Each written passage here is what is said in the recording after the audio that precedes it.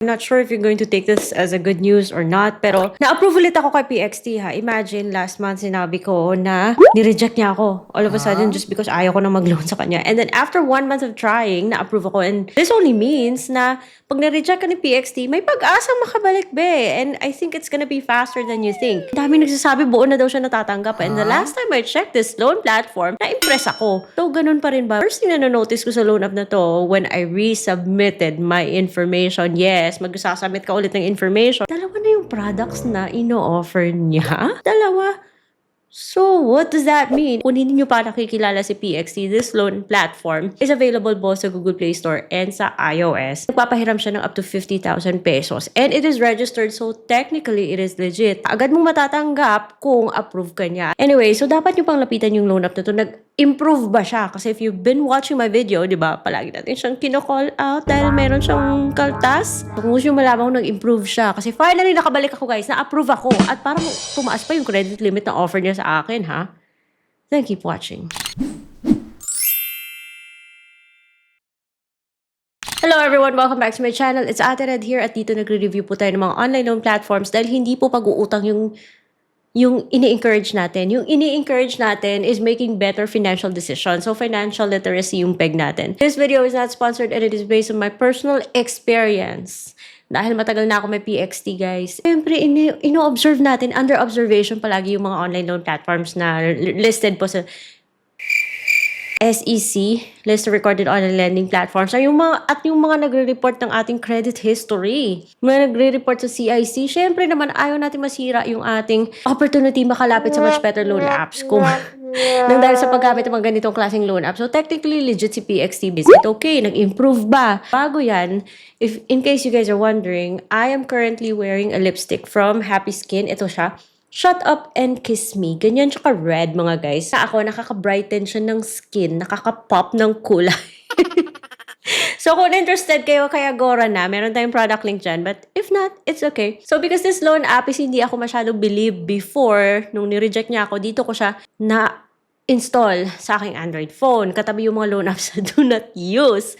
And back then, okay, bago niya ako i-reject, guys, parang na-impress ako dahil hindi ba niya tinanggal yung kanyang advance na service fee, which means hindi po siya buong natatanggap. Pero at least yung naging offer niya na hindi ko tinake is diretso ko na magbabayad sa loan mo. Wala na siyang interest na dinadagdag. Bali service fee. So sabi ko, that's something. That's good. Kasi pakipot ako dahil hindi naman nag-increase yung aking credit limit. Hindi ko tinake. At nabigla ako, reject ako, guys.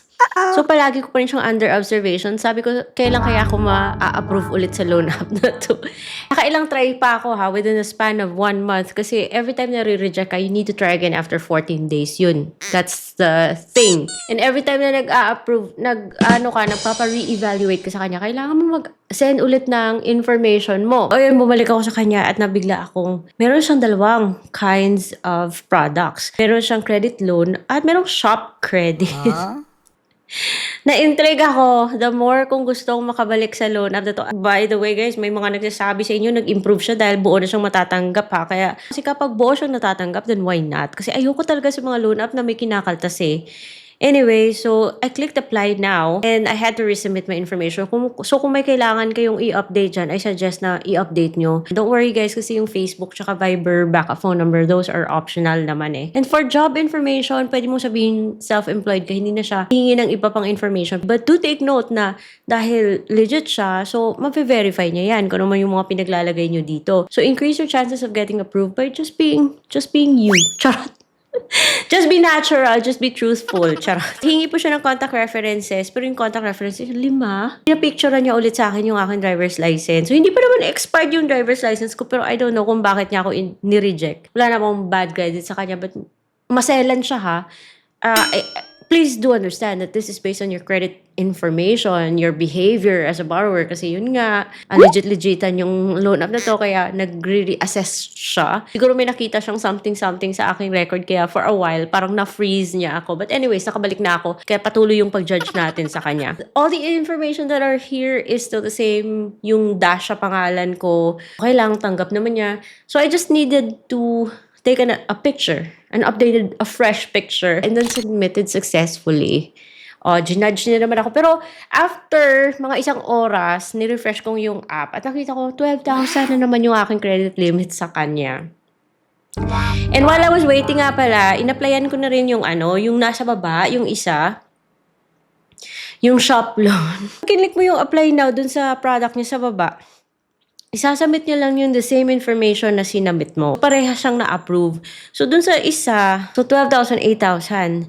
Pero walang pinagkaiba, parang parehas pa rin. For the purpose of reviewing this loan app, ayoko naman mag-loan ng 12,000 pesos kasi it's a big responsibility given na meron siyang 11% na service fee. Na-notice ko lang pala hindi po directly dun sa page na yun kung ikakaltas niya yung service fee or not. For me, it's misleading kasi dapat nakastate yun dun pa lang. Kasi alam natin may mga may mga kapatid tayong dyan na pindot ng pindot. So, I think it's better na for the app na kaagad i-state yung mga ganun. Para walang gulatan, binaba ko muna sa 1,000 because I wanted to play it safe Lalabas ng 1,100 yung babayaran at anong pa rin yung yung 11% niyang service fee. Dapat tandaan nyo to na as mentioned, hindi po nakastate doon kung ibabawas niya advance yung 110.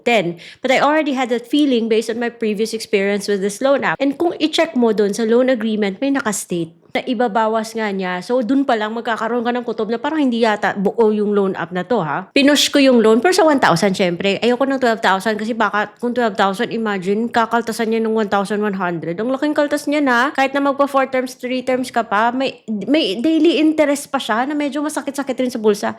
Dati yung daily interest niya hindi ganyan kalaki. Ngayon parang lumaki. At ayun nga guys, sad to say, hindi siya buong natatanggap. So, siguro may iba na buo yung loan pero sa akin, may kaltas siya. So, yung pumasok lang sa akin Union Bank is only 890 kasi meron siyang advance na 110. Bayaran ko na, ayoko ng problema kasi hindi ko pa rin bet yung loan app na to. Hindi siya buo. Nagtatampo ako. 1,104. So, may kaltas, may patong.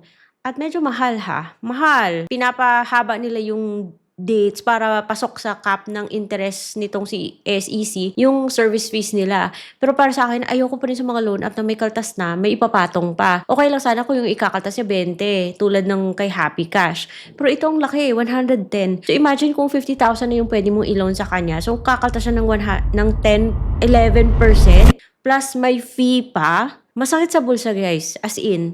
Sometimes gugustuhin mo pang may patong. Basta buo yung loan. Pansin ko merong isa pang loan sa baba. Yung sinabi ko kanina yung 8,000. Pero hindi ko tinake. Kasi may feeling na akong kakaltas na naman yan ng service fee advance. It seems like there are no guarantees na makaka-loan ka kaagad sa loan app na to right after paying a loan. Like all applications are subject to credit assessment sa loan app na to kasi after kong binayaran, hindi siya matik na bumalik dun sa 12,000 or whatnot, meron siyang another panibagong evaluation. I thought guys, nag-improve. I understand na all loans are subject to offer and offers are based on your credit history, your credit assessment, your risk assessment, whatnot. Of course, alam ko yan. I also have the right to say na I'm not impressed.